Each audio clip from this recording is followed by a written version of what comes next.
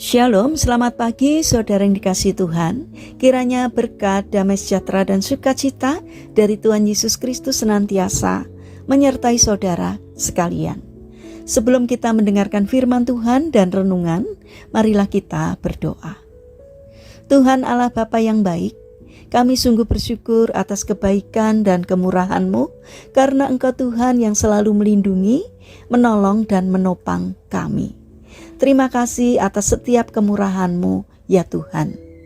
Jika saat ini kami akan mendengarkan sabda firman-Mu, urapilah kami dengan Roh Kudus-Mu, agar kami dapat mengerti dan memahami apa yang Tuhan sampaikan kepada kami, agar karakter kami semakin hari semakin bertumbuh menjadi lebih baik, sehingga semakin berkenan di hati-Mu. Terima kasih Tuhan.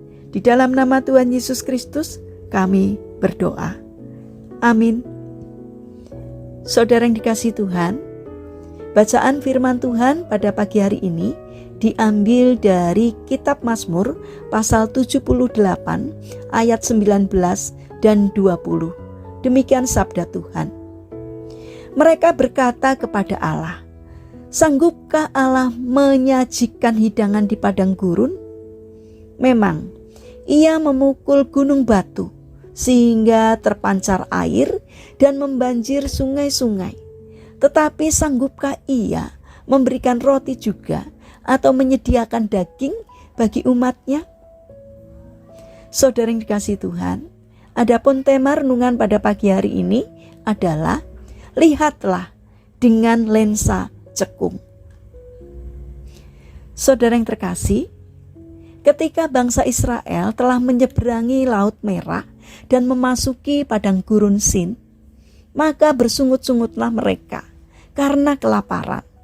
Mereka menyalahkan Musa serta mempertanyakan kuasa Tuhan. Bukankah ini merupakan pertanyaan yang bodoh?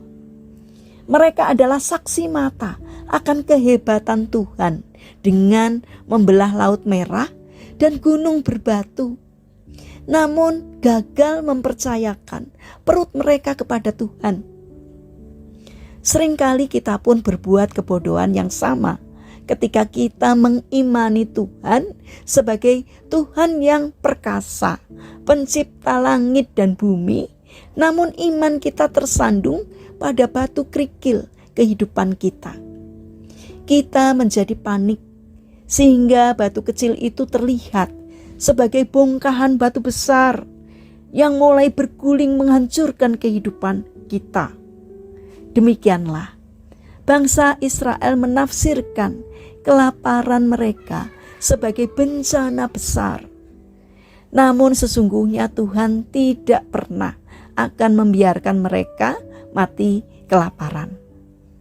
Saudara yang terkasih, sesungguhnya cara berpikir kita yang kerdil di dalam menanggapi segala situasilah yang dapat melumpuhkan iman kita. Kelaparan telah membuat bangsa Israel melihat kematian, sementara kita juga sering melihat batu kecil menjadi sebongkah batu besar yang menutupi jalan yang ada di hadapan kita. Jadi, bagaimanakah caranya kita dapat memberikan reaksi positif ketika diperhadapkan kepada masalah? Yang pertama, marilah kita belajar dari Daud yang melihat kesetiaan Tuhan di padang penggembalaan domba sebagai kekuatan untuk berdiri teguh di lembah Tarbantin ketika menghadapi Goliat.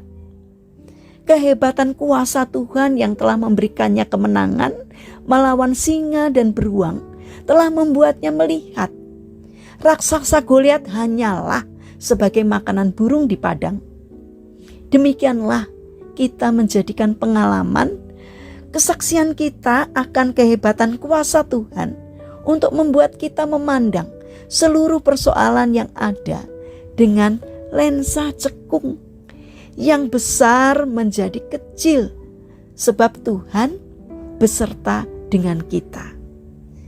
Jangan lihat besarnya masalah, tetapi lihatlah besarnya kuasa Tuhan. Yang kedua, yakinlah bahwa Tuhan bekerja dalam segala perkara untuk mendatangkan kebaikan bagi kita. Tahukah kita bahwa jalan terbaik untuk membawa kita kepada kedewasaan rohani adalah melalui rintangan dan kesukaran? Sebab melalui itu semua kita ditempa, diajar, dibentuk, dan dipulihkan. Sehingga kita mengalami pembentukan yang indah di dalam manusia rohani kita. Bukankah keindahan warna-warni pelangi hanya dapat kita nikmati setelah berlalunya awan gelap yang disertai hujan deras? Bila kita mau menyingkirkan segala kepicikan dan kekerdilan cara berpikir kita, maka kita akan dapat menemukan jalan-jalan Tuhan di dalam setiap tantangan kehidupan kita. Berilah hati dan pikiran kita kepada Tuhan, bukan kepada masalah. Jadilah tenang dan jangan panik, sebab Tuhan tidak pernah mengizinkan segala kesukaran dan tantangan terjadi tanpa maksud terindah di dalamnya. Yang Ia perlukan hanyalah kita tetap mempercayai Dia sebagai Tuhan kita yang berkuasa. Saudara yang terkasih, marilah kita bangun karakter untuk mengimani kemahakuasaan Tuhan, agar kita selalu percaya bahwa setiap persoalan pasti dapat kita atasi, karena Tuhan yang Maha Kuasa akan menolong kita untuk mengatasi setiap kesulitan. Mari kita berdoa. Tuhan Yesus yang baik, berikanlah kami kesanggupan untuk melihat dan meyakini kuasa-Mu yang dahsyat ketika kami mengalami masalah, sehingga kami tetap teguh berdiri. Bapa yang baik, kami ingin menyerahkan untuk seluruh aktivitas kami hari ini ke dalam tangan-Mu. Kami memohon penyertaan dan pertolongan Tuhan. Berikanlah kesehatan juga kepada kami, kepada orang-orang yang kami kasihi. Kami memohon kiranya Tuhan juga memberkatinya. Kami juga berdoa untuk saudara-saudara kami yang mengalami lemah fisik atau sakit. Kami mohon belas kasih dan kemurahan Tuhan. Tuhan menjamah dan menyembuhkannya. Demikian juga berkatilah bangsa dan negara kami, terutama para pemimpin yang Engkau percaya untuk memimpin negeri kami.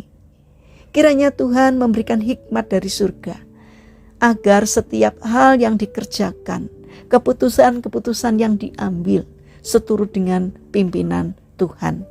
Terima kasih Tuhan, kami serahkan doa ini hanya di dalam nama Tuhan Yesus Kristus. Amin. Puji Tuhan, saudara yang terkasih, kiranya firman Tuhan dan renungan pagi ini dapat menjadi berkat bagi kita semua.